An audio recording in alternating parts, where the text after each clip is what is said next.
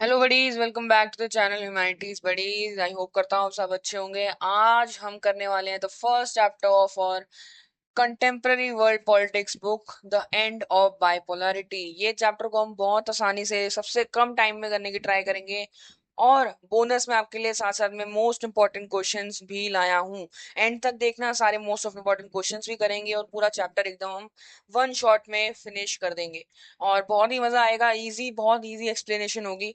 साथ में बने रहना और साथ साथ में पूरे नोट्स बनाना। एक कॉपी ले लो, एक पेन ले लो साथ में। जो जो मैं आपको बोलते जा रहा हूँ इतने इजी वे में समझाऊंगा कि साथ साथ में आप उसको नोट डाउन भी करते रहना। इससे आपके मोस्ट इंपॉर्टेंट क्वेश्चंस भी साथ साथ में पेपर के लिए निकल जाएंगे और एंड में आपको ज्यादा टेंशन करने की जरूरत नहीं पड़ेगी। सो चलते हैं अपने नेक्स्ट स्लाइड की तरफ। सबसे पहले चैप्टर शुरू करने वाले से पहले हमें बैकग्राउंड के बारे में जानना पड़ेगा। ये पेन को चेंज करना पड़ेगा, एक मिनट। सबसे पहले हमें बैकग्राउंड के बारे में जानना पड़ेगा क्योंकि ये चैप्टर आपका ओरिजिनली चैप्टर 1 नहीं था। चैप्टर 1 आपका कोल्ड वॉर एक करके चैप्टर होता था, पर लेकिन वो चैप्टर कट चुका है आपके सिलेबस से। सिर्फ अब सीधा एंड ऑफ बाइपोलैरिटी शुरू होता है। तो इससे पहले आपको बाइपोलैरिटी का क्या मतलब है ये जानना बहुत जरूरी है। बैकग्राउंड जानना जरूरी है। What was the cold war जानना जरूरी है और बाइपोलैरिटी का मतलब जानना जरूरी है। इसमें कहा गया है after the Second World war ended in 1945 the world saw the emergence of two powerful superpowers, the United States of America USA and the Union of Soviet Socialist Republics USSR। USSR और USA करके दो world power निकल जाती हैं world war के बाद। ठीक है, अब इन दोनों वर्ल्ड पावर इतनी ज्यादा स्ट्रांग हो जाती है कि ये दोनों एक दूसरे से बहुत ज्यादा खार खाने लगते हैं, एक दूसरे के अलग हो जाते हैं। ठीक है, अब USSR, these two countries had completely different ideology. मतलब अब जब जैसे ये कंट्रीज अलग हुई तो इसकी सोच बिल्कुल अलग थी और इसकी सोच बिल्कुल अलग थी। दोनों अलग अलग तरीके से डेवलपमेंट करना चाहते थे। सबसे पहले जो यूएसए था वो कैपिटलिस्ट आइडियोलॉजी रखता था। कैपिटलिस्ट आइडियोलॉजी क्या होता है अभी हम पढ़ते हैं। कैपिटलिस्ट आइडियोलॉजी रखता था। और जो यूएसएसआर था वो एकदम अपोजिट सोशलिस्ट आइडियोलॉजी रखता था।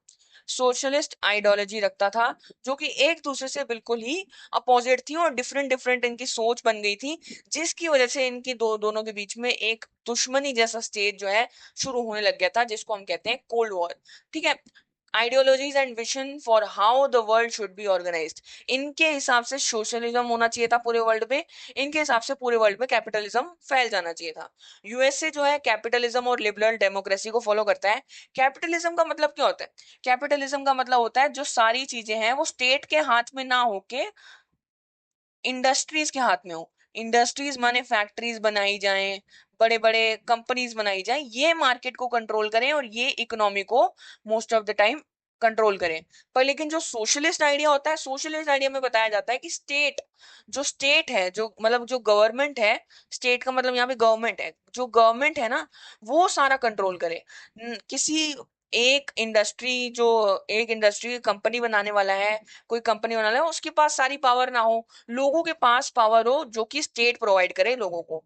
इंडस्ट्रीज के पास पावर ना हो, स्टेट जो ज्यादा अथॉरिटेटिव बने, स्टेट जो है एक वन पार्टी रूल जो है एस्टेब्लिश हो, एक ही गवर्नमेंट हो वो पूरे टाइम कंट्री में रूल करे और एक कम्युनिज्म जो है सिस्टम फॉलो किया जाए। जो कार्ल मार्क्स की आइडियोलॉजी थी, कार्ल मार्क्स एक बहुत बड़ा थिंकर था जो सोशलिज्म को फॉलो करता था। सोशलिज्म में यही कहा जाता है कि लोगों के पास पावर हो, ना कि जो क्या नाम है, जो एक दो लोगों के पास पावर ना हो, बहुत ज्यादा लोगों के पास पावर हो, किसी एक बंदे के पास पावर कॉन्सेंट्रेटेड ना हो। जो कि इसमें कैपिटलिज्म में कहा जाता है कि स्टेट के पास कुछ भी नहीं है, सब कुछ इंडस्ट्रीज के पास है। इंडस्ट्रीज मतलब जो जो पैसे वाले लोग हैं वो ज्यादातर डेवलपमेंट कर सकते हैं सोशल, और वो जो अपने से नीचे लोग हैं उनको कंट्रोल कर सकते हैं। सोशलिज्म में ऐसा नहीं है। सोशलिज्म में एक स्टेट है, वो डायरेक्टली जो है अपनी सर्विसेज जो है सारे लोगों को एक साथ प्रोवाइड करती है, किसी में कोई भेदभाव नहीं करती। अब ये देखो, इन दोनों ने ना साथ में वर्ल्ड वॉर टू लड़ी थी। जो वर्ल्ड वॉर टू हुई थी उसमें दो साइड थे, एक थी नाजी जर्मनी और एक थी यूएसए यूएसएसआर का ग्रुप। ये उस टाइम पे बल्कि साथ थे, पर लेकिन ये जब कोल्ड वर्ल्ड वॉर खत्म हुआ तो इन दोनों बिल्कुल एक दूसरे से अलग हो गए और इनका जो है एक तरीके से कोल्ड वॉर शुरू हो गई इन दोनों के बीच में। अब कोल्ड वॉर का क्या मतलब है? देखो, कोल्ड वॉर के नाम में ही लिखा है कोल्ड। कोल्ड मतलब ठंडा पड़ जाना, बिल्कुल। इसमें लड़ाई तो नहीं हुई, जंग नहीं हुई, पर लेकिन आइडियोलॉजिकली मतलब सोच की एकदम लड़ाई हो गई, सोच की एक लड़ाई हो गई कि मैं ये चाहता हूँ, वो चाहता है, तो एक दूसरे के बीच में थोड़ी थोड़ी लड़ाई जैसा माहौल बन गया, पर लेकिन असली में कोई जंग नहीं हुई इन दोनों के बीच में, इसलिए इसको कोल्ड वॉर कहा जाता है। अब इन दोनों की ये दो आइडियोलॉजी जो थी अलग अलग थी, जिसकी वजह से इन दोनों के बीच में एक राइवलरी हो गई, और ये एक बहुत लंबा पीरियड ऑफ पॉलिटिकल टेंशन और मिलिट्री कंपटीशन भी बन गया। अब क्या था कि यूएसए जब कोई भी एक न्यूक्लियर वेपन बनाता था तो यूएसएसआर को लगता था मैं क्यों पीछे हटूं, वो दो बनाता था, जब ये दो बनाते थे वो ये चार बनाते थे, ऐसे ही इन दोनों के बीच में लड़ाई होनी शुरू हो गई कि कौन सबसे ज्यादा आर्म्स बना सकता है। इसको बोलते हैं आर्म्स रेस, आर्म्स रेस भी इनके अंदर बहुत ज्यादा कॉमन थी। ठीक है, इसी को बोलते हैं हम cold war.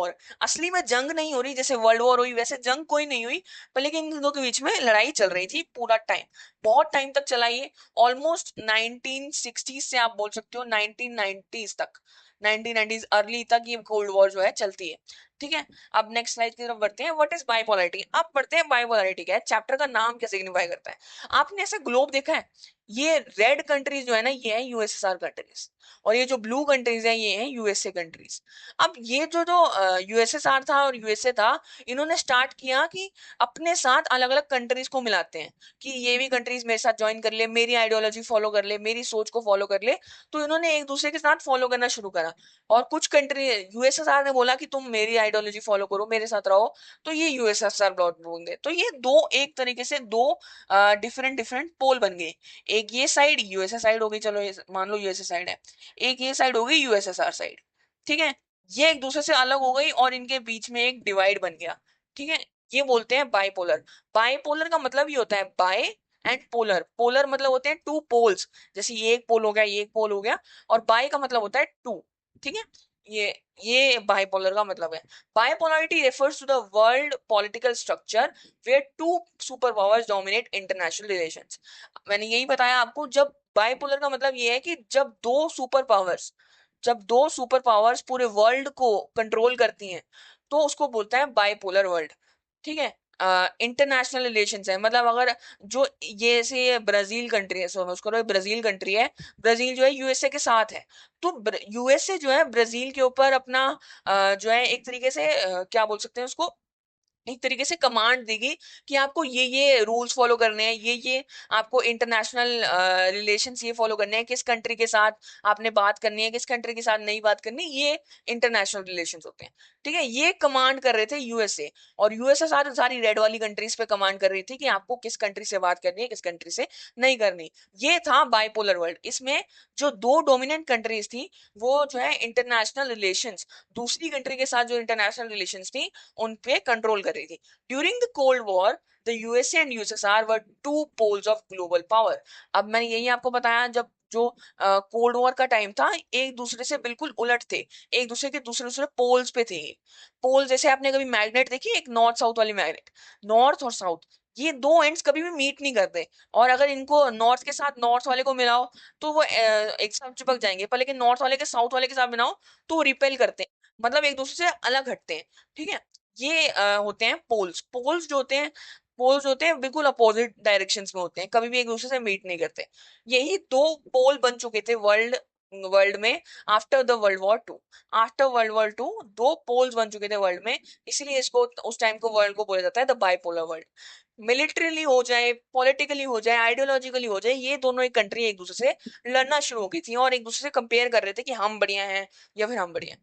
Every major event in world politics was influenced by their competition. उस टाइम पे जो भी वर्ल्ड में हो रहा था, इन दोनों कंट्रीज के बीच में जो टेंशन है उसको ध्यान में देके हो रहा था, उसके साथ कनेक्शन कुछ ना कुछ था, क्योंकि मोस्ट ऑफ द वर्ल्ड, इनको अगर छोड़ दो, ये नैम कंट्रीज है जो ग्रे में है ना, ये नैम कंट्रीज हैं, इंडिया भी इसमें था, कि ये किसी के साथ अलाइंड नहीं है, किसी के साथ नहीं है, बल्कि सबसे अलग अलग है।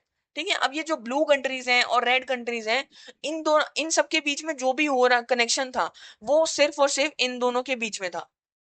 मतलब अगर आप बात करते हो कि जैसे किसी कंट्रीज का किसी से रिलेशन बन रहा है, तो वो इसी चीज को ध्यान में दिए के जा रहा है कि वो रेड कंट्रीज तो नहीं है, यूएसएसआर कंट्री तो नहीं है, और कोई ब्लू कंट्री अगर ऐसे करे तो वो सोचते हैं कि यूएसएसआर कंट्री नहीं है, अगर यूएसएसआर कंट्री बोलती है तो कहते हैं वो यूएसए कंट्री तो नहीं है। ऐसे ये ध्यान देके करा जा रहा था। In this system smaller countries had little room from independent foreign policy. The rivalry between the two superpowers shaped everything from the space race to nuclear arms development and international conflicts. अब जो इस time पे जो छोटी छोटी countries थी ना, इनका खुद का कुछ नहीं था, ये या तो किसी कंट्री के अंडर आती थी या फिर ये बिल्कुल आइसोलेटेड थी पूरे वर्ल्ड से। जो ग्रे वाली थी वो तो आइसोलेटेड थी, और जो ब्लू वाले कंट्रीज में छोटी छोटी कंट्रीज थी, ठीक है, ऐसे छोटी छोटी कंट्रीज थी, इनको बिल्कुल फॉलो करना पड़ता था यूएसए को। ऐसे यूएसएसआर में जो छोटी छोटी कंट्रीज हैं, इनको फॉलो करना पड़ता था यूएसएसआर को। तो इनका अपने से कोई इंडिपेंडेंस नहीं थी, कोई इनके पास चॉइस नहीं थी कि हम क्या करें। इनको सब कुछ अपने बड़ी वाली कंट्रीज के अंडर करना पड़ता था बाइपोलर वर्ल्ड के बीच में, ठीक है। इनकी जो राइवलरी थी, ये सिर्फ जंग के वेपन्स के रिलेटेड राइवलरी नहीं थी, ये स्पेस रेस में भी एक एक दूसरे से लड़ रहे थे। आपने सुना होगा जब मून लैंडिंग हुई थी, मून लैंडिंग को बहुत जल्दी करवाना पड़ा था यूएसए को। क्यों? क्योंकि यूएसएसआर भी उस टाइम पे मून लैंडिंग की कोशिश कर रहा था। इसकी वजह से इन दोनों के बीच में एक रेस लग जाती है कि कौन सबसे पहले मून लैंडिंग करेगा। इसलिए स्पेस रेस भी बोलते हैं। न्यूक्लियर आर्म्स डेवलपमेंट में भी इनकी रेस हुई थी। क्यों? क्योंकि यूएसए जब एक न्यूक्लियर वेपन डेवलप करता था, बनाता था, तो यूएसएसआर को भी उस टाइम पे बनाना पड़ता था, बहुत जल्दी इस पे पैसे लगाने पड़ते थे। इसकी वजह से बहुत ज्यादा नुकसान भी हो रहा था, पर लेकिन इनको एक दूसरे से बिल्कुल टक्कर से टक्कर बनानी थी, जिससे ये एक दूसरे से फाइट कर रहे थे। The cold war era therefore is also known as the bipolar era. मतलब बाइपोलर एरा का ये मतलब है जब दो वर्ल्ड में पावर्स एक साथ खड़ी होती हैं, तो उसको बाइपोलर एरा बोल जाते हैं वर्ल्ड पॉलिटिक्स में। The end of the Cold War and the collapse of USSR in 1991 marked the end of bipolarity। अब हमारे चैप्टर का नाम एंड ऑफ बाइपोलैरिटी क्यों है? क्योंकि 1991 में आखिरकार जो यूएसएसआर है, ये जो पूरे रेड वाली कंट्रीज आप देख रहे हो, ये सारी डिसमेंटल हो जाती हैं, टूट जाती हैं एक दूसरे से, और एकदम से ही खत्म हो जाती हैं, जिसकी वजह से जो है बाइपोलर वर्ल्ड की जगह अब यूनिपोलर वर्ल्ड हो जाता है।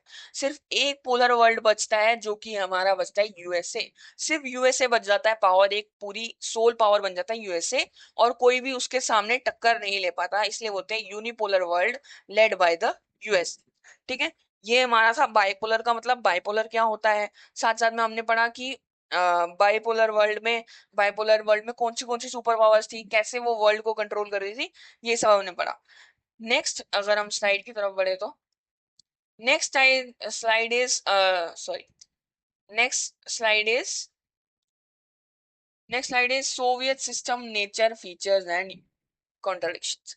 अब जो मैंने आपको बताया USSR, the union of Soviet socialist republics USSR.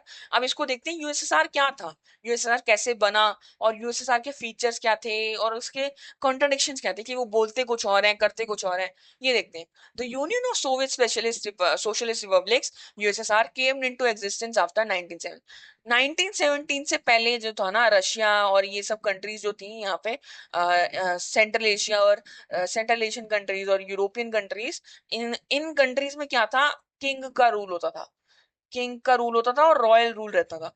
इस रूल से ना लोग परेशान आ चुके थे, बहुत ज्यादा जो है थक चुके थे। और उसी टाइम पे इन्होंने एक रेवोल्यूशन स्टार्ट किया, जिसको बोला जाता है बोल्शेविक रेवोल्यूशन। 1917 में बोल्शेविक रेवोल्यूशन स्टार्ट होता है व्लादिमीर लेनिन द्वारा। ये यूएसएसआर के फर्स्ट लीडर थे, इसलिए इनका नाम बहुत ज्यादा जरूरी है, याद कर लो, व्लादिमीर लेनिन। ये ना सोशलिस्ट प्रिंसिपल से बहुत ज्यादा एफिलेटेड थे, इंस्पायर्ड थे। जो कार्ल मार्क्स की थ्योरी थी कि लोगों के पास पावर रहनी चाहिए, सोशलिस्ट जो थ्योरी थी, उससे बहुत ज्यादा इंस्पायर्ड थे। तो इन्होंने सोशलिस्ट एक रेवोल्यूशन लाने की कोशिश करी और सोवियत सिस्टम बनाने की कोशिश करी। और एक ना इन्होंने ट्राई किया कि किंग के ऊपर हम कूप कर देते हैं। कूप का मतलब होता है कि हम एकदम क्या नाम है, सत्ता पलट कर देते हैं, किंग को हटा के एक डेमोक्रेसी वाला सिस्टम, समवट डेमोक्रेसी वाला सिस्टम या सोशलिज्म वाला सिस्टम हम जो है एस्टेब्लिश कर देंगे। और वो करते भी ऐसा ही है।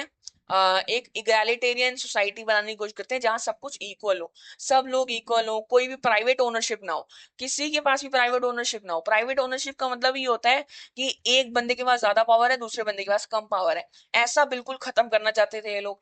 बोलते थे कि जो प्राइवेट ओनरशिप है, उससे जो है ना इक्वालिटी नहीं हो सकती। इसीलिए इन्होंने कहा कि सब कुछ स्टेट ओन्ड होगा।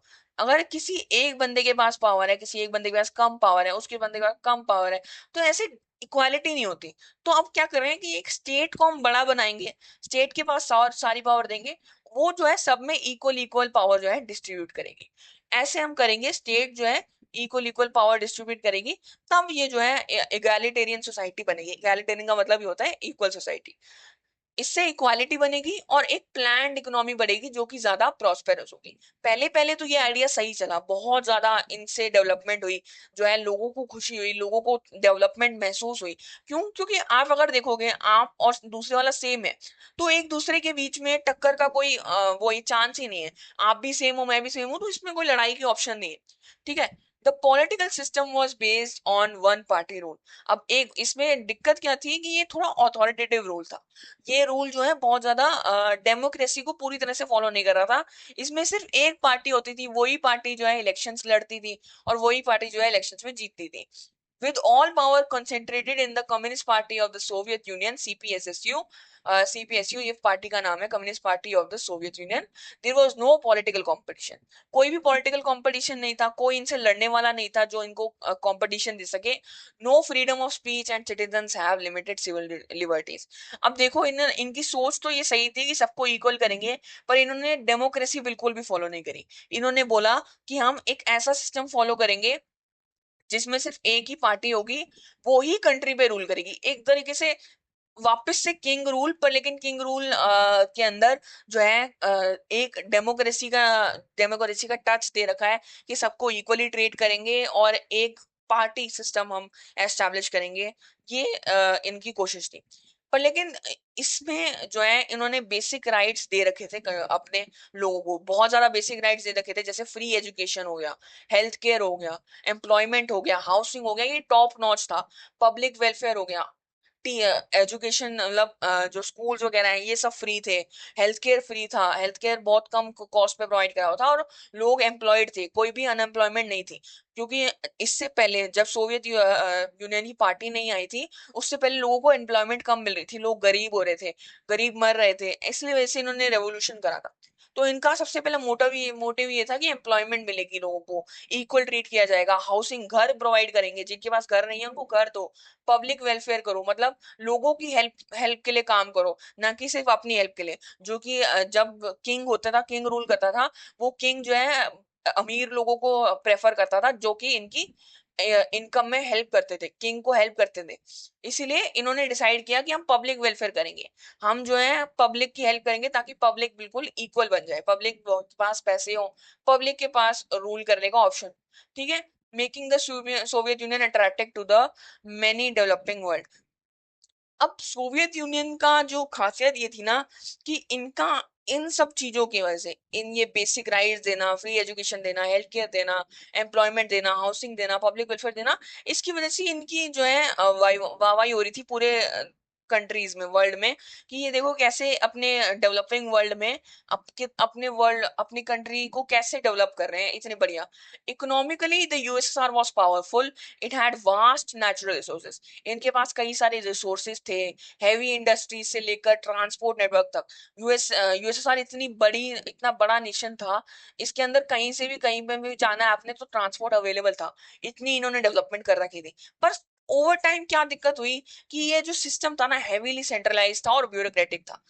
अब देखो, अथॉरिटेटिव सिस्टम है, अगर तानाशाही कहीं पे भी है, थोड़े टाइम तक तो लोगों को अच्छा लगेगा कि चल कोई बात नहीं, हमारी डेवलपमेंट हो रही है, चाहे कोई डेमोक्रेसी नहीं है पर हमारी डेवलपमेंट हो रही है, तो हमें कोई प्रॉब्लम नहीं है, होती रहे। पर थोड़े टाइम बाद लोगों को लगने लगा कि यार ये तो गलत चीज है, हमारे को कोई चॉइस ही नहीं मिल रही। अगर हम किसी के खिलाफ, कुछ गलत चीज के खिलाफ, करप्शन के खिलाफ आवाज उठाते हैं, तो ये हमारी आवाज दबा देते हैं, हमें मार देते हैं। It was inefficient, lacked innovation and was unable to meet the rising expectation of people. अब देखो, टाइम बाय टाइम लोग जो होते हैं ना, वो डेवलपमेंट की डिमांड करते हैं, वो बोलते हैं कि हमें बाहर की कंट्रीज जैसे और रिच रिच इंडस्ट्रीज चाहिए हमारी कंट्री में, रिच कंपनीज थी, ये सब पूरा नहीं कर पा रहे थे सोवियत यूनियन, क्योंकि सोवियत यूनियन अपने आप में ही एक हाफ ऑफ द वर्ल्ड को कंट्रोल कर रही थी और उसके अंदर ही रहना चाहती थी, बाहर के वर्ल्ड से ज्यादा कनेक्टेड नहीं होना चाहती थी। पर लेकिन जो लोग थे वो चाहते थे कि हमें बाहर के साथ भी कनेक्ट होने को मिले, हम भी किसी और कंट्रीज में जाएं और वहां पे रिस्पेक्ट हमारे को भी मिले, ये लोग चाहते थे। पर लेकिन ये लोग ऐसा कर नहीं पाए। पॉलिटिकल सेपरेशन भी थी साथ साथ में। अब देखो, कोई भी अगर बंदा आवाज उठाना चाहता था और सोवियत पार्टी के खिलाफ जाना जाता था उसको मार दिया जाता था या उसको चुप करवा दिया जाता था। Absence of democratic institution made the system rigid and resistant to change. अब ये बिल्कुल भी कोई चेंज ना करना, एकदम एक जैसा ही बने रहना, इसको रिजिड एंड रेजिस्टेंट बोला जाता है। रिजिड और रेजिस्टेंट रहने की वजह से जो है लोगों को ये बिल्कुल सिस्टम अच्छा नहीं लगा और धीरे धीरे धीरे धीरे ये जो है सोवियत सिस्टम है जो है धीरे धीरे खत्म होने लगा। नेक्स्ट स्लाइड की तरफ बढ़ते हैं। तो USSR as a super power and the leader of the world. अब देखो चाहे लोग परेशान हो थोड़े टाइम के लिए, पर लेकिन आप ये डिनाई नहीं कर सकते USSR one of the worst most powerful जो है सिस्टम बन चुका था उस टाइम पे। यूएसए को टक्कर देना कोई छोटी बात नहीं थी उस टाइम पे। यूएसए सबसे वर्ल्ड की लार्जेस्ट इकोनॉमी थी, आज भी लार्जेस्ट इकोनॉमी है। उस टाइम पे यूएसएसआर ने बिल्कुल नेक टू नेक जो है टक्कर दे रखी थी यूएसएसआर को। After the Second World War USSR emerge as one of the two global super powers. अब जो यूएसएसआर था ना वो क्या नाम है सब यूएसए से जैसे आज सुपर पावर है वैसे यूएसएसआर भी एक पूरी सुपर पावर बन चुका था, डेवलप्ड बन चुका था और बहुत ज्यादा अच्छे तरीके से यूनाइटेड स्टेट्स को राइवल कर रहा था। सेकेंड वर्ल्ड वॉर में इन्होंने यूएसए के साथ लीड करा था और एकदम से ही दूसरी कंट्रीज को हराने में इनको बहुत ज्यादा पावर मिली थी। अब इनके यूएसएसआर के साथ 15 कंट्रीज जो है जुड़ चुकी थी वर्ल्ड वॉर टू के बाद। वर्ल्ड वॉर टू के बाद कई सारी कंट्रीज जो है इंडिपेंडेंट हुई और उन सारी इंडिपेंडेंट कंट्रीज को यूएसआर ने अपने साथ मिला लिया और कुछ को टोटल 15 कंट्रीज जो है यूएसआर के साथ पार्ट बन चुकी थी। ईस्टर्न यूरोपियन कंट्रीज थी मोस्टली, आगे जाके मैं आपको दिखाऊंगा कौन सी कंट्रीज थी। And parts of Asia, Asia की भी कुछ कंट्रीज थी जैसे कजाकिस्तान तजाकिस्तान, ये स्थान कंट्रीज थी that adopted Soviet style communism. अब इन्होंने सोशलिज्म को फॉलो करा। These countries were tied together through the Warsaw pact. Warsaw pact जो था मिलिट्री पैक्ट था यूएसएसआर का। जब भी कोई भी कंट्री इंडिपेंडेंट थी उनको अगर अपने में मिलाना है तो इनको यूएसएसआर ने इनको ये वाला पैक्ट साइन करवाया था कि आप ये साइन कर रहे हो कि आप हमारे साथ मिल चुके हैं। ये एक मिलिट्री अलायंस बन चुके थे। ऐसा नहीं था कि वो कंट्रीज पूरी तरीके से एक कंट्री के अंदर आती हैं, मतलब वो कोलोनाइज सिस्टम नहीं था, बट आपको मिलिट्री जो है एक अलायंस बना लेंगे, आपकी मिलिट्री और हमारी मिलिट्री एक साथ काम करेगी, इकोनॉमी एक साथ काम करेगी ताकि हम डेवलप हो सके और दूसरी कंट्री से आगे बढ़ सके। The USSR's influence extended beyond its borders through military aid, ideological training, and supports to other socialist regimes. However, maintaining this global leadership came at heavy economic and military cost, especially as the arms race with the US intensified during the Cold War. अब देखो USR जो था ना ये इतनी सारी countries पे control कर रहा था तो इसमें पैसे भी लगते हैं और इसमें साथ साथ में डेवलपमेंट के जो है पैसे जो लगते हैं उससे इनको नुकसान तो हो रहा था। पर लेकिन ये जो अपने आप को बड़ा दिखाना था, आपको अगर अपने आप को बड़ा दिखाना है तो आपको अपने आप में इन्वेस्ट करना पड़ेगा, पैसे बहुत ज्यादा लगते थे। तो इससे इनको बाहर से रिकॉग्निशन तो मिल रही थी, बाहर से लोग इनको देख रहे थे कि कितने डेवलप्ड हैं, कितने पावरफुल हैं, ये सब तो हो रहा था। पर साथ साथ में दिक्कत भी ये थी कि इनको बहुत ज्यादा पैसे खर्च करने पड़ रहे थे। स्पेशली अब ये यूएसएसआर के जो यूएसए है और यूएसएसआर है जो एक दूसरे से लड़ाई कर रहे थे कोल्ड वॉर के टाइम पे, इन्होंने बहुत ज्यादा मिलिट्री को अपने डेवलप करने की कोशिश करी। मिलिट्री को डेवलप करने की कोशिश के अंदर इनको पैसे बहुत लगे ताकि हम सामने वाली राइवल कंट्रीज के इक्वल आ सके या उनसे बढ़िया हो सके। तो इसमें इनके पैसे बहुत लगे जिसकी वजह से इनको इकोनॉमिकली एक स्टैग्नेंट फेस फेस करना पड़ा। स्टैग्नेंट का क्या मतलब होता है? स्टैग्नेंट का मतलब ये होता है कि आप एकदम से धीरे धीरे धीरे धीरे डाउन जाते जा रहे हो, बल्कि ऊपर तो नहीं हो रहे बल्कि डाउन जा रहे हो, ये होता है स्टैग्नेंस। और ये कोल्ड वॉर के टाइम पे बिल्कुल इंटेंसिफाई हो जाती है और बहुत ज्यादा यूएसएसआर को हार्म करती है जिससे end of the time USSR इसी रीजंस की वजह से बंद हो जाता है। अभी हम आगे बढ़ते हैं नेक्स्ट स्लाइड की तरफ। Gorbachev reforms and international crisis. अब देखो 1985 तक का टाइम आ चुका था। 1985 तक तो सब कुछ सही चल रहा था, इससे पहले सब कुछ सही चल रहा था, धीरे धीरे डेवलपमेंट हो रही थी। भले ही थोड़ा सा लोग कंप्लेंट कर रहे थे पर लेकिन क्या नाम है उनको उनकी वॉइस को सप्रेस कर दिया जाता था, उनको लोगों को मार दिया जाता था कि आप ज्यादा सोशलिज्म के सामने बोल नहीं सकते, हमारी गवर्नमेंट के सामने बोल नहीं सकते, तो उनको चुप करवा दिया जाता। पर लेकिन अब 1985 में एक लीडर आता है मिखेल गोर्बाचेव। ये मिखेल गोर्बाचेव है, इनको इनकी फोटो याद कर लो, कभी कभी फोटो भी आ जाती है पेपर में बोर्ड एग्जाम्स में, या फिर इनके नाम का एक फिलअप तो बहुत प्रोमिनेंट है कि आ जाता है। गोर्बाचेव जो है थे हमारे जनरल सेक्रेटरी बनते हैं कम्युनिस्ट पार्टी के, जैसे कोई प्रेसिडेंट होता है ना पार्टी का, वैसे ही ये 1985 में जो है कंट्री के हमारे प्रेसिडेंट बन जाते हैं। तो 1980s वही टाइम था जब धीरे धीरे इकोनॉमिक क्राइसिस शुरू हो गया था यूएसआर में। क्यों इकोनॉमिक क्राइसिस हुआ था? क्योंकि ये यूएसए के साथ कंपटीशन कर रहे थे, कंपटीशन में इनको बहुत ज्यादा प्रॉब्लम आ रही थी कि ये डेवलप नहीं हो पा रहे थे। इसी वजह से इकोनॉमी जो है स्टैग्नेंट हो जाती है। पीपल जो लोग थे वो हैं फ्रस्ट्रेट हो जाते हैं कि हमारे को बाहर जैसे जैसे बाहर के लोग प्रोडक्ट्स यूज करते हैं वो हमारी कंट्री में नहीं आ रहे। क्यों? क्योंकि इनकी पॉलिसी थी कि अगर आपको यूएसए से सामान इंपोर्ट नहीं कर सकते, यूएसए से कोई भी सामान आपके यहाँ पे नहीं आएगा। तो मतलब जब भी लोग देखते थे कि यार यूएसए में तो ये भी चीज चल रही है, ये भी चीज चल रही है, पर लेकिन यहाँ पे हमारे पास नहीं है, तो इनको दिक्कत होती है, लोग परेशान होने लगे। और वर्ल्ड जो है धीरे धीरे मॉडर्नाइज हो रहा था। मॉडर्नाइज का मतलब हो रहा था कि धीरे धीरे डेवलप्ड हो रहा था वर्ल्ड। तो पर लेकिन जो यूएसएसआर था वो वर्ल्ड के साथ नहीं चल रहा था। यूएसएसआर ग्लोबलाइजेशन को फॉलो नहीं कर रहा था। इसकी वजह से लोगों को दिक्कत होनी शुरू हुई। अब मिखेल गोर्बाचेव जब आते हैं तो ये एकदम बोल्ड रिफॉर्म्स वाले बंदे होते हैं। ये बोलते हैं कि मैं लाऊंगा चेंज और मैं दो रिफॉर्म्स बनाऊंगा, ग्लासनोस्ट और पेरेस्ट्रोइका। पेरेस्ट्रोइका जो उसकी प्रोनाउंसिएशन है, economic restricting and political openness. अब ये बिल्कुल ही चेंज करना चाहते हैं यूएसएसआर को। अब ये बोलते हैं यूएसएसआर जो पहले लोगों की आवाज को दबा देता था, अब मैं बिल्कुल ही उलट करने वाला हूँ। अब मैं कहता हूँ लोग बोल सकते हैं, लोगों को जितना बोलना है हम ओपननेस को फॉलो करेंगे। मतलब लोगों को बोलना है तो बोलो, कोई बात नहीं। हम पेरिस्टोरिका को फॉलो करेंगे, इकोनॉमी को ओपन करेंगे। इकोनॉमी को ओपन करना मतलब इनका सोशलिज्म वाला जो आइडिया था उसको ये धीरे धीरे खत्म कर रहे थे। सोशलिज्म वाले आइडिया को खत्म कर रहे थे। मतलब जैसे आप मेरे को बताओ, यूएसए से कोई जो प्रोडक्ट है, अगर वो क्या नाम है, अगर वो जो यूएसए का प्रोडक्ट है वो यूएसएसआर में आ रहा है, तो किसको फायदा हो रहा है? ऑफ कोर्स यूएसए को। क्योंकि यूएसए का जो प्रोडक्ट है वो उसको जो उसके पैसे हैं वो यूएसए को जाएंगे ना, यूएसएसआर में थोड़ी ना रहेंगे। यूएसएसआर की जो कंपनीज है, छोटी छोटी कंपनीज है, वो डिस्ट्रॉय हो जाएंगी। इसीलिए इन्होंने कहा कि हम बाहर की कंट्री से भी सामान इंपोर्ट करेंगे, ताकि हम हमारा भी सामान उधर जाए और हम भी सामान उनसे इंपोर्ट करें। ऐसे अगर चलेगा तो हम वर्ल्ड की तरह इक्वल जो है डेवलपमेंट कर पाएंगे। इनका सपना था कि इससे जो है इकोनॉमी जो है फिर से रिवाइव होगी, इकोनॉमी फिर से बढ़ेगी। क्यों? क्योंकि अगर आप देखो, अगर आपकी कंट्री में जो है फुलफिल नहीं कर पा रहे, लोगों की चॉइस फुलफिल नहीं करी, तो आपको बाहर से करना पड़ेगा, बाहर से एक्सपोर्ट इंपोर्ट करने पड़ेंगे सामान। तभी आप अपने आपकी कंट्रीज के लोगों की जो चॉइस है वो फुलफिल होगी, इकोनॉमी बढ़ेगी। अब इन्होंने क्या करा, डेमोक्रेसी को लाना, थोड़ा थोड़ा डेमोक्रेसी को लाना शुरू करा, लोगों को आवाज उठाने का जो है मौका दिया, और मीडिया सेंसरशिप को खत्म कर दिया। इनमें क्या होता था कि मीडिया जो है बिल्कुल अपने पार्टी के हिसाब से चलेगी, जो पार्टी कहना चाहती है वही मीडिया कहेगी। ये इन्होंने बिल्कुल एंड कर दिया, और इन्होंने डेमोक्रेसी को धीरे धीरे शुरू कर दिया। लिमिटेड ही क्रिटिसिज्म क्रिटिसिज्म था, पर लेकिन फिर भी गवर्नमेंट के खिलाफ क्रिटिसिज्म करना शुरू कर दिया लोगों ने, और कर सकते थे। अब आप कोई मनाही नहीं थी कि आप क्रिटिसिज्म नहीं करना, तो आपको माना नहीं जाएगा, आपको पकड़ा नहीं जाएगा।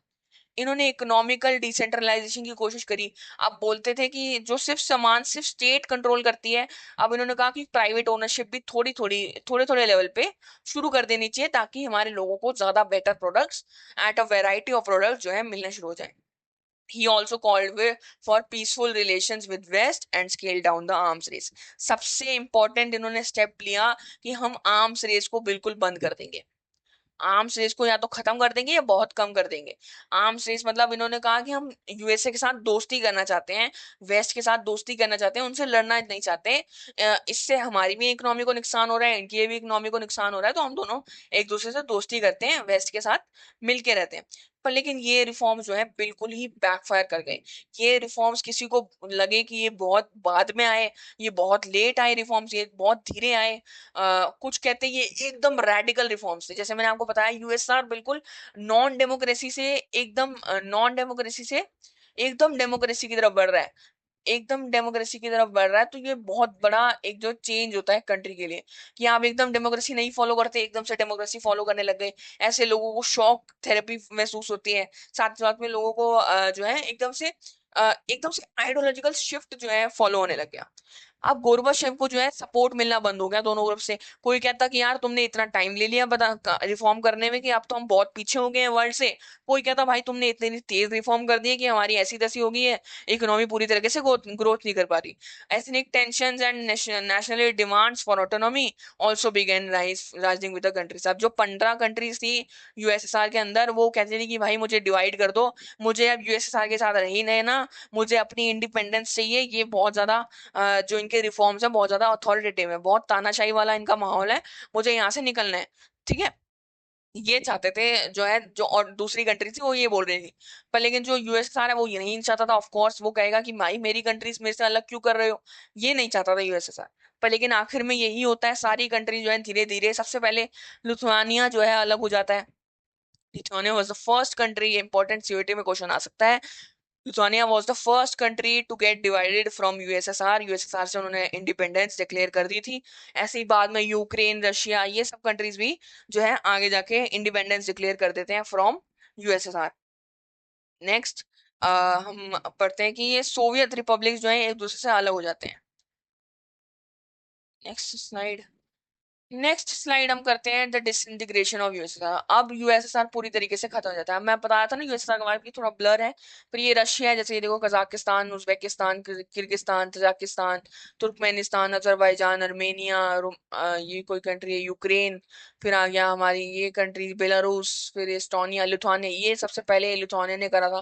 फिर ऐसी कई कंट्रीज ने जो है धीरे धीरे धीरे 15 कंट्रीज जो थी टोटल, इन्होंने अपने आप को डिवाइड कर लिया यूएसएसआर से। 1991 में फाइनली जो हार्डलाइन कम्युनिस्ट लीडर्स हैं उन्होंने अटेम्प्ट किया गोरबाचेव पे कूप करने का, पर कूप फेल हो जाता है कि वापस से हम सोशलिज्म को ला दें। पर लेकिन ऐसा नहीं हो पाता। बोरिस येल्सिन एक इंपॉर्टेंट नाम बनते हैं, वो रशिया को इंडिपेंडेंस दिलवाते हैं, बोलते हैं कि रशिया जो है अलग, रशिया जो है अलग एक कंट्री है, अलग कंट्री है यूएसएसआर से, वो अलग हो जाता है। इन्होंने कूप को अपोज करा था कि वापस से यूएसएसआर नहीं बनना चाहिए। एक नेशनल हीरो की तरह ये बन चुके थे। रशिया, यूक्रेन, बेलारूस जो है उन्होंने डिक्लेयर कर दिया कि हम यूएसएसआर का पार्ट नहीं है और हम इनसे अलग हो रहे हैं। इन्होंने Commonwealth of independent states join करी और 25 दिसंबर 1991 को गोरबाचेव ने रिसाइन करा। रिजाइन करने के बाद सोवियत फ्लैग को लोअर कर दिया गया, आखिरी टाइम उनको नीचे ला गया, और रशिया जो है एक सक्सेसर बन गया यूएसआर का। यूएसएसआर के पास जो है बहुत ज्यादा पावर थी। इसके बाद यूएन की सीट थी, परमानेंट सीट। परमानेंट सीट बहुत पावरफुल जो है इनका जॉब होती है यूएन की, कि आपके पास कोई भी डिसीजन है, वीटो पावर है आपके पास। ये पावर जो है रशिया की तरफ शिफ्ट हो गई, क्योंकि रशिया जो है एक बहुत बड़ी कंट्री थी। आप देख सकते हैं सबसे बड़ी जो कंट्री है वो रशिया ही है, तो रशिया के पास ज्यादातर पावर आ गई। इसकी वजह से जो उनका न्यूक्लियर आर्सेनल भी है, यूएसएसआर के पास जो न्यूक्लियर वेपन्स थे वो भी रशिया को दे दिए गए। जो उनके पास स्पेस टेक्नोलॉजी थी वो भी रशिया को दे दी गई। तो आप बोल सकते हैं यूएसएसआर बन गया रशिया, सक्सेस बन गया रशिया। इससे तरीके से जो यूएसएसआर है बिल्कुल खत्म हो गया। अब बोलते हैं सोवियत का डिसइंटीग्रेशन क्यों हुआ, इससे क्वेश्चन जरूर आता है, इंपॉर्टेंट क्वेश्चंस में भी ये है, इंपॉर्टेंट है ये बहुत ज्यादा, ये आपको पढ़ना है। सोवियत यूनियन टूटा क्यों? अब मैंने आपको पिछले नोट्स में बताया, कई सारे पिछले टॉपिक्स में बताया कि कैसे डिसइंटीग्रेशन हुआ। अब बोलते हैं कॉजेस क्या थे, क्या क्या जो है, एक तो पॉलिटिकल रीजंस थे, कुछ इकोनॉमिक रीजंस थे, कुछ सोशल फैक्टर भी थे। सबसे पहला इकोनॉमिक क्राइसिस। अब इतने टाइम से सेंट्रलाइज जो कंट्रीज थी, हैवी मिलिट्री स्पेंडिंग थी और लैक ऑफ टेक्नोलॉजिकल इनोवेशन था, इससे लो प्रोडक्टिविटी हुई, सामान कम निकल रहा था, कंज्यूमर शॉर्टेजेस हो रही थी, मतलब लोगों को कम सामान मिल रहा था। फेलिंग लिविंग स्टैंडर्ड्स, मतलब लोगों को अच्छी तरीके से सामान नहीं प्रोवाइड कर रहा था, जिसकी वजह से उनका जो जीने का दर है वो धीरे धीरे कम होता जा रहा था। ये सबसे बड़ी दिक्कत हो रही थी, इनके अंदर इकोनॉमिक क्राइसिस आ रही थी। इनके पास इतना सामान नहीं था इनफ कि ये अपने लोगों की डिमांड को फुलफिल कर सके। इसकी वजह से इनकी डिसइंटीग्रेशन में जो है, डिसइंटीग्रेशन में जो है हेल्प हो जाती है, डिसइंटीग्रेशन और ज्यादा होने लगती है। फिर आता है पॉलिटिकल स्टैग्नेशन। अब देखो किसी कंट्री में अगर सिर्फ वन पार्टी सिस्टम होगा तो वहां पे कोई भी पॉलिटिकल और पार्टी आ नहीं सकती, कोई कंपटीशन नहीं है। ये धीरे धीरे अनअकाउंटेबल बनने लग गए, करप्शन होने लग गया, सिटीजन के पास कोई भी अपॉर्चुनिटी नहीं थी कि यार तुम किसी और को इलेक्ट कर लो, कोई चॉइस ही नहीं है, तुम बोल भी नहीं सकते इनके सामने। तो इससे पॉलिटिकल स्टैग्नेशन आ गई, पॉलिटिकल डेवलपमेंट नहीं हो रही थी कंट्री में। इससे डिससेटिस्फैक्शन हो गई, लोगों को बिल्कुल अच्छा नहीं लगा ऑफ कोर्स, कि अगर तुम किसी कुछ कर ही नहीं सकते और किसी के सामने बोल ही नहीं सकते, एलिनेशन फ्रॉम द स्टेट, अब इनको किसी के सामने कुछ तुम बोल ही नहीं सकते, थे तो क्या ही फायदा उस पॉलिटिकल सिस्टम को, तो कोई सपोर्ट नहीं कर रहा था इसको। साथ साथ में करप्शन और प्रिविलेज भी शुरू हो गई। अब जो पार्टी के मेंबर्स थे वो बहुत ज्यादा करप्शन करना शुरू कर दिए, बहुत ज्यादा लग्जरी लाइफ जीते थे, बाकी जो कॉमन लोग थे वो बहुत ज्यादा परेशान रहते थे और उनको ज्यादा सर्विसेज प्रोवाइड नहीं हो रही थी। इन्होंने जो चाहा, इनका जो मोटिव था असली में यूएसएसआर का कि कैसे हमने लोगों को डेवलप करना है और कुछ चुनिंदा लोगों के पास पावर ना रहे, यही मोटिव इनका फेल हो गया। यही इसी बोलते हैं, इनका कॉन्ट्रडिक्शन पॉलिसीज थी इनके पास। मतलब जो ये चाहते थे ये उसकी जगह उल्टा ही करने लग गए। मतलब कुछ पार्टी एलिट जो थे वो ही पावरफुल होने लग गए और बाकी लोगों को सफर करना पड़ा। ये इनका मेन ही मोटिव था कि लोगों को सफर करना ना पड़े, सब इक्वल हो जाए। पर लेकिन ऐसा नहीं कर पाए, इसलिए करप्शन प्रिविलेजेस की वजह से भी इनकी डिसइंटीग्रेशन हो गई। इन ये जो सोवियत यूनियन है वो खत्म हो गया। अब गोरबाचेव के रिफॉर्म्स को भी लोग बोलते हैं कि यार ये तो बेचारा गोरबाचेव चाहता था कि वो रिफॉर्म्स लाए और दोबारा से जो सोवियत यूनियन है उसको ग्रेट बनाए। पर लेकिन लोग बोलते थे कि भाई ये तो इसके रिफॉर्म जो है सही तरीके से नहीं आए, या तो बहुत लेट आए या फिर एक ऐसे तरीके से इसने अपने धोपने शुरू करे रिफॉर्म्स कि लोगों को प्रॉब्लम शुरू हो जाए, लोगों को एकदम से चेंज करने का मौका ना मिले। अब एकदम से सबके पास प्राइवेट ओनरशिप आ जाएगी तो लोगों के पास इतने पैसे ही नहीं है कि वो प्राइवेट खरीद सके। जो यूएसएसआर में के टाइम पे जो उन्होंने प्राइवेटाइजेशन शुरू करी तो उन्होंने बोला आपकी इंडस्ट्रीज खरीद लो सस्ते रेट में। पर लोगों के पास इतने पैसे ही नहीं थे कि वो इंडस्ट्रीज खरीद सके, क्योंकि वो अपने ही नीड्स को पूरा नहीं कर पा रहे थे, इतनी इनकी इकोनॉमी खराब हो गई थी। इसलिए इनके रिफॉर्म्स की वजह से ही बोला जाता है कि ये जो है अच्छी तरीके से नहीं हो पाए। Rise of nationalism. अब देखो जो ये जो 15 अलग अलग कंट्रीज थी ना, इनकी इनकी भी अंदर से कोई डिमांड थी कि हमें अलग कंट्री बनना है, हमें अपना जो है अपना एक पावरफुल वर्ल्ड में जो है अपना नाम रखना है। इसलिए इन्होंने यूएसएसआर के साथ में सोचा कि हम यूएसएसआर से अलग हो जाएंगे तो हम अपनी डेवलपमेंट कर पाएंगे। यूएसएसआर अपनी डेवलपमेंट चाहता है, हमारी डेवलपमेंट नहीं चाहता। इसीलिए हम कहते हैं कि हमें अपना अलग होना है, जिसकी वजह से हमें अपनी अपनी पावर्स मिलेंगी। तो ये था डिसइंटीग्रेशन के रीजंस। अब होता क्या है डिसइंटीग्रेशन के बाद, जो होता है ना, कोल्ड वॉर खत्म हो जाता है। अब हम बात कर रहे हैं कॉन्सिक्वेंसेज ऑफ डिसइंटीग्रेशन। डिसइंटीग्रेशन से हुआ क्या? डिसइंटीग्रेशन से सबसे पहली ये चीज हुई, कोल्ड वॉर खत्म हो गई। जो यूएसआर और रशिया के बीच में, यूएसआर और यूएसए के बीच में जो जंग चल रही थी वो खत्म हो गई। अब कोई आइडियोलॉजिकल कंपटीशन नहीं था, सिर्फ कैपिटलिज्म प्रिवेल कर गया, सोशलिज्म हारने लग गया, मिलिट्री टेंशन खत्म हो गई और एक नया तरीके से पॉलिटिकल डेवलपमेंट शुरू हुई। अब बोलते हैं यूनिपोलर वर्ल्ड बन गया। यूनिपोलर वर्ल्ड बन गया मतलब यूएसए जो था सिर्फ यूएसए की हेजेमनी हो गई, यूएसए ही सारे वर्ल्ड में पावर बनने लग गया, बाकी सारी कंट्री जो है इनसे कम हो गई। अब सब कैपिटलिज्म को फॉलो करने लग गए और कैपिटलिज्म ही डोमिनेंट हो गया वर्ल्ड में। 15 न्यू कंट्रीज का स्थापना हुआ। जो यूएसएसआर ने 15 कंट्रीज को अपने अंदर लिया था, वही 15 कंट्रीज जो है अब वापस से इंडिपेंडेंट हो गई। उनके अलग अलग जो है अलग अलग चॉइसेस बनने लगे। एक बाल्टिक स्टेट्स होती हैं जो यूरोप और एशिया के बीच में जो ऐसा एक प्लेट्यू है, मतलब प्लेट्यू वो नहीं बोल सकते उसको, एरिया है, वो बाल्टिक स्टेट्स बोलते हैं। नाटो को इन्होंने ज्वाइन करा, ईयू को ज्वाइन करा, और सेंट्रल एशिया को रशिया और चाइना, ये सारी कंट्रीज एक दूसरे से अब लोगों से रिलेशंस बनाने लगे, अपने इंडिपेंडेंट होने लग गए। Decline of social ideology. Socialism जो है धीरे धीरे कम होता गया, कि सबको पता चल गया कि सोवियत जो सोशल सिस्टम है वो इतना पावरफुल नहीं है कि काफी टाइम तक लोगों को हैंडल कर सके। इसलिए धीरे धीरे ये भी एंड हो गया। 1991 तक आते आते पूरी तरीके से सोवियत यूनियन खत्म हो चुका था। अब क्या हुआ, एकदम से जब एक हम जो कॉन्सिक्वेंसेस बोलते हैं, जो भी कंट्रीज हैं थी जो यूएसआर से निकली, यूएसआर से अलग हो गई, उनको जो है शॉक थेरेपी फेस करनी पड़ी। शॉक थेरेपी क्या होता है? शॉक थेरेपी एक प्रोसेस होता है। अब देखो कोई सोशलिज्म फॉलो कर रहा है, एकदम से उसको कैपिटलिज्म में कन्वर्ट किया जाए तो इसको एकदम से उसको झटका लगता है। एकदम से उसको, अगर कोई गर्मी से एकदम से सर्दी में जाता है तो ऐसे बोलते हैं ना कि गर्मी से एकदम सर्दी में जाओ, मत जाओ, तबीयत खराब हो जाएगी। ऐसे ही इनके साथ भी हुआ, एकदम सोशलिज्म से एकदम कैपिटलिज्म में जाना, ये एक बहुत बड़ा चेंज था। प्राइवेटाइजेशन ऑफ इंडस्ट्रीज हो गई, गवर्नमेंट जो है सब्सिडीज देना बंद कर दिया। पहले तो government free education, free health care ये सब देती थी, अब इन्होंने ये सब देना बंद कर दिया, सब कुछ प्राइवेट हो गया। इससे लोगों को बहुत ज्यादा एकदम इम्पैक्ट हुआ कि यार हमारे को पहले इतने पैसे नहीं लगते थे, अब बहुत ज्यादा पैसे लगने लग गए।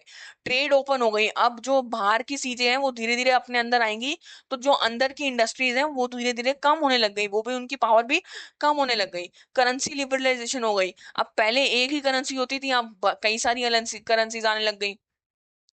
ठीक है, बाकी जो कंट्रीज हैं इनके साथ में वर्ल्ड ट्रेड टाइज भी खुलने लग गए, बाकी कंट्रीज के साथ इन्होंने डेवलपमेंट शुरू कर दिया। रशिया में तो एक इकोनॉमिक कोलैप्स ही आ गया था, क्योंकि वो एकदम से झेल नहीं पाए थे। इन्फ्लेशन बहुत बढ़ गया था कि बाहर के सामान आई जा रहे हैं, अंदर के सामान बिक नहीं रहे हैं, उनकी वजह से इनकी इकोनॉमी पूरी तरीके से तहस नहस हो गई थी। इनकी जो करेंसी थी रूबेल, उसकी पावर एकदम से यूएसए के जो डॉलर है उसके सामने कंपेयर में बिल्कुल ही गिर गई थी। सिटीजन्स को बहुत ज्यादा इफेक्ट हुआ था शॉक थेरेपी की वजह से। ये एक इंपॉर्टेंट क्वेश्चन आ जाता है शॉक थेरेपी। ठीक है, सोशल वेलफेयर जो सिस्टम था बिल्कुल खत्म हो गया था। पावर्टी बढ़ने लगी, क्यों? क्योंकि अगर आप इंडस्ट्रियलाइजेशन को बढ़ाओगे तो लोगों को अनएम्प्लॉयमेंट शुरू होने लग गई, माफिया बढ़ने लग गया यहाँ पे। माफिया मतलब जो आप पिक्चर्स में देखते हो जैसे रशियन ग्रुप्स थे, वो जब गरीबी होती है ना तब लोग गुंडागर्दी में ज्यादा, ऑर्गेनाइज क्राइम में ज्यादा तक बढ़ते हैं। ठीक है, अब ऑथोरिटेरियन जो गवर्नमेंट थे वो एकदम से डेमोक्रेटिक की तरफ बढ़ गए। ऐसे इसमें भी बहुत बड़ा चेंज था। Suppressing political opposition and weakening democracy institution. कुछ कुछ ऐसे लीडर्स भी आने लगे जो फिर से अथॉरिटेरियन ये अथॉरिटेरियन लीडरशिप को स्टार्ट करने लग गए, पर लेकिन उनको भी सप्रेस कर दिया गया। तो ये थी shock therapy. India relation with post communist countries. अब देखो जो यूएसएसआर से जो अलग अलग कंट्रीज बनी, उनके साथ इंडिया का कैसा रिलेशन था, अब ये पढ़ते हैं। इंडिया जो है, इनकी जो टाइज है रशिया जैसी कंट्रीज, जैसे रशिया, उज्बेकिस्तान, तजाकिस्तान, इनके साथ बहुत अच्छे टाइज हैं इनके। बॉलीवुड मूवीज जो है इनको बहुत अच्छी लगती हैं। अब अगर आप पुराने लोगों को वहां से पूछोगे तो वहां पे उनको बहुत फेमस है। वहां पे जो हमारे अमिताभ बच्चन है, राज कपूर हो गए, ये सब बहुत ज्यादा फेमस है वहां पे। और इंडो रशियन रिलेशनशिप बहुत ज्यादा अच्छी थी, अच्छी है, अभी भी अच्छी बहुत ज्यादा है। हम मानते हैं कि रशिया हमारा one of the most फ्रेंडलीस्ट neighbour, हमारा रशिया है। नेबर तो नहीं बोल सकते उसको, अलायंस पार्टनर जो है रशिया है। डिफेंस कॉपरेशन हो गया, इंडिया जो है बहुत सारा मिलिट्री हार्डवेयर रशिया और जैसे हमारी क्या बोलते हैं उनको, पोस्ट सोवियत कंट्रीज है उनसे लेता है। एनर्जी की बात हो गई, न्यूक्लियर कोलैबोरेशन की बात हो गई, तो रशिया इंडिया को एनर्जी नीड्स में भी सप्लाई करता है, ऑयल देता है, गैस देता है और न्यूक्लियर टेक्नोलॉजी भी प्रोवाइड करता है। स्पेस और साइंस की बात करें तो जो रशिया का जो स्पेस ऑर्गेनाइजेशन है वो इंडिया की ISRO, Indian Space Research Organisation को भी हेल्प करता है कि आप सैटेलाइट्स हमारे से ले लो, हमारे को हमारे लॉन्चिंग पैड यूज कर लो, ताकि आपकी स्पेस टेक्नोलॉजी भी डेवलप हो जाए। स्ट्रैटेजिक पार्टनरशिप, इन्होंने मिलिट्री अलायंस जैसे पार्टनरशिप, 80 बायलैटरल एग्रीमेंट जो है एक दूसरे के इन्होंने साइन करे। कल्चरली की बात करें, जो मैंने आपको बताया, बॉलीवुड बहुत ज्यादा सेंट्रल एशिया में पॉपुलर है। राज कपूर हो गया, अमिताभ बच्चन हो गया, ये उज्बेकिस्तान कंट्रीज, उज्बेकिस्तान हो गया, रशिया हो गया, यहाँ पे बहुत फेमस है। अगर आप वहां पे जाओगे और इनके नाम लोगे तो कुछ लोगों को पता होंगे ये कौन है। इनके गाने, जिम्मी जिम्मी आजा आजा, ये कई सारे वहां पे बहुत ज्यादा पॉपुलर है। अब वीडियोस भी अगर आप देखोगे ना वहां की, अगर लोगों से पूछोगे तो उनको ये सब कुछ पता होगा। ये यहाँ पे हमारे टाइज थे रिलेशन से पोस्ट कम्युनिस्ट कंट्रीज के साथ। नेक्स्ट हम बढ़ते हैं फ्लैशबैक इंडिया यूएसएसआर के रिलेशन के बीच। सॉरी, एक सेकेंड। इंडिया जो और यूएसएसआर का जो रिलेशन था ना वो बहुत अच्छे रिलेशन थे। क्यों? क्योंकि इंडिया और यूएसएसआर, जैसे इंडिया और रशिया के रिलेशन है वैसे ही इंडिया यूएसएसआर के रिलेशन थे। इंडिया भले ही किसी के साथ अलाइन ना हो, ना उसने कैपिटलिज्म को फॉलो करा ना सोशलिज्म को फॉलो करा, इंडिया बीच के बीच में रहा कि हम दोनों का बेस्ट ऑफ द बेस्ट ले लेंगे और उसको फॉलो करेंगे। ठीक है, पर लेकिन फिर भी इंडिया का यूएसएसआर की जो फ्रेंडशिप थी वो बहुत ज्यादा थी। ऐसे पोस्ट स्टैंप जो है यूएसएसआर में बनाए जाते थे इंडिया और यूएसएसआर की फ्रेंडशिप को दिखाने। जब 1971 में इंडिया और पाकिस्तान की बांग्लादेश लिबरेशन वॉर हुई तो यूएसएसआर ने बहुत ज्यादा सपोर्ट किया इंडिया में। कश्मीर इशू में भी यूएसएसआर ने इंडिया को बहुत ज्यादा सपोर्ट किया था। जब यूएसए पाकिस्तान को सपोर्ट कर रहा था तो यूएसएसआर हमारे साथ मिला था हमारे को सपोर्ट करने। इंडिया ने हेल्प करी, यूएसएसआर ने बहुत ज्यादा हेल्प करी पब्लिक सेक्टर बनाने में इंडिया में। भिलाई स्टील प्लांट, जो भेल हमारा स्टील प्लांट है, हैवी इंडस्ट्रीज प्लांट्स हैं, ये यूएसएसआर ने डेवलप करवाए, यूएसएसआर ने बनवाए, जिससे हमारे को बहुत ज्यादा फायदा हुआ। यूएसएसआर के साथ हमारे मिलिट्री इक्विपमेंट के टाइज भी थे, मतलब वो हमें मिलिट्री सामान भी देते थे। और इंडियन रुपीज में ट्रेड करी उन्होंने, डॉलर्स के अलावा। ये बहुत ज्यादा इंपॉर्टेंट है। जब हमारे कंट्री के अंदर स्टैग्नेशन आ गई, इकोनॉमिक स्टैग्नेशन आ गई, तो यूएसएसआर ने हमें हेल्प करा कि आप इंडियन रुपीज में या रूबल में ट्रेड कर लो, आपको डॉलर्स देने की कोई जरूरत नहीं है। और इंडियन कल्चर जो है वहां पे बहुत फेमस हो, और यूएसएसआर का जो कल्चर है धीरे धीरे बुक्स वगैरह वो इंडिया में भी फेमस हुई। ठीक है, पहले के टाइम पे। अब बढ़ते हैं कंक्लूजन की तरफ। कंक्लूजन में यही बताया जा रहा है कि the disintegration of USSR Soviet union in 1991 mark the end of cold war era. मतलब जब जैसे ही सोवियत यूनियन खत्म हुई तो एंड ऑफ बाइपोलरिटी हो गई, कोल्ड वॉर खत्म हो गया, सिर्फ एक यूनिपोलर वर्ल्ड रह गया। और पॉलिटिक्स पूरी जो है, जो आधे शतक तक, मतलब 50 साल तक जो पॉलिटिक्स थी वो बिल्कुल एकदम से चेंज हो गई। यूएसआर का जैसे फॉल हुआ तो सोशलिज्म मॉडल भी फॉल हो गया, गिर गया। बाइपोलर से यूनिपोलर वर्ल्ड की तरफ बढ़ गई। यूनाइटेड स्टेट्स के पास बहुत ज्यादा सुपर पावर बन गई वो यूनाइटेड स्टेट्स, कोई भी यूनाइटेड स्टेट्स को टक्कर नहीं दे सकता था कुछ सालों तक। फिर उसके बाद मल्टीपोलर के वर्ल्ड की तरफ भी बढ़ते हैं, हम आगे पढ़ेंगे, जो कि the consequences were far reaching from the rise of new independent states and economic hardship. अब कॉन्सिक्वेंसेज क्या आते हैं, सिर्फ ये नहीं कि अलग अलग कंट्रीज बन गई, उनकी अलग अलग इकोनॉमी बन गई, इसकी वजह से नए नए रिलेशंस, नए नए कंट्रीज के लिए नए नए चैलेंजेस, ये सब कुछ हो गया यूनिपोलर वर्ल्ड बनने से। इंडिया जैसी कंट्रीज के ऊपर भी बहुत इम्पैक्ट बना। यूएसआर जो इतना बढ़िया पार्टनर था इंडिया का, वो खत्म हो गया। फिर यूएस इंडिया को और डाइवर्सिफाई करना पड़ा अपना रिलेशंस। इंडिया ने यूएसए के साथ भी रिलेशंस बढ़ाए उस टाइम के बाद, और रशिया के साथ भी रिलेशंस बढ़ाए, तो इन्होंने बहुत ज्यादा चेंजेस करने पड़े। ठीक है। अब आइडियोलॉजिकल जो डिबेट थी वो बिल्कुल खत्म हो गई।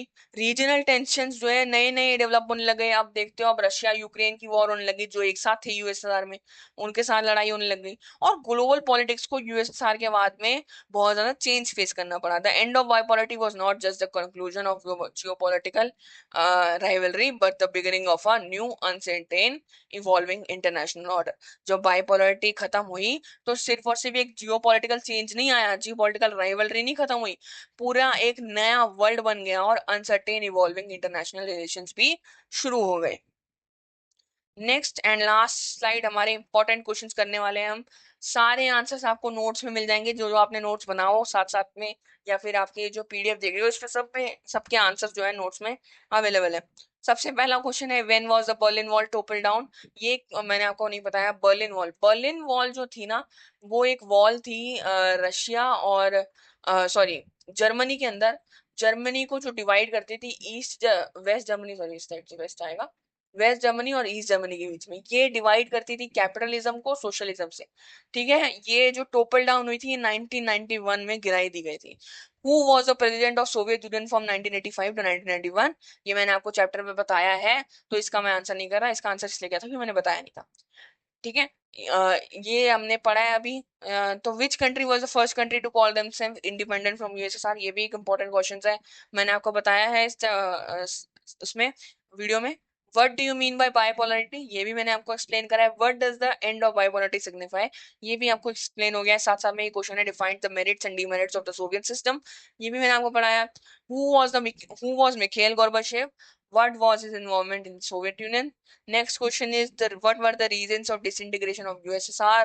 Next is what were the effects of disintegration of USSR? Next is what is shock therapy? Which countries faced it and how? Describe India's relation with USSR and post disintegration countries, especially Russia. ठीक है, ये important questions थे। अब ये chapter खत्म हो गया है। अगर आपको कोई भी क्वेरी है चैप्टर से रिलेटेड, कोई भी नोट्स वगैरह चाहिए, तो आपको इंस्टाग्राम पे मेरे को डीएम करना है। ये मेरी इंस्टाग्राम आईडी है। इस यूट्यूब चैनल पे आप तो अभी वीडियो देख रहे हो, और साथ साथ में ये टेलीग्राम आईडी है, इस पे अगर आपको नोट्स चाहिए, इस स्पेसिफिकली इस चैप्टर की पीडीएफ चाहिए, तो आप मेरे को टेलीग्राम पे या इंस्टाग्राम पे डीएम करो, मैं आपको वो प्रोवाइड करूंगा। आज की वीडियो के लिए इतना ही। आप बने रहिए हमारे चैनल के साथ, देखते रहिए, और चैप्टर की वीडियो हम जल्दी डालेंगे, और साथ साथ में आपके साथ हम भी चैप्टर्स करने वाले हैं।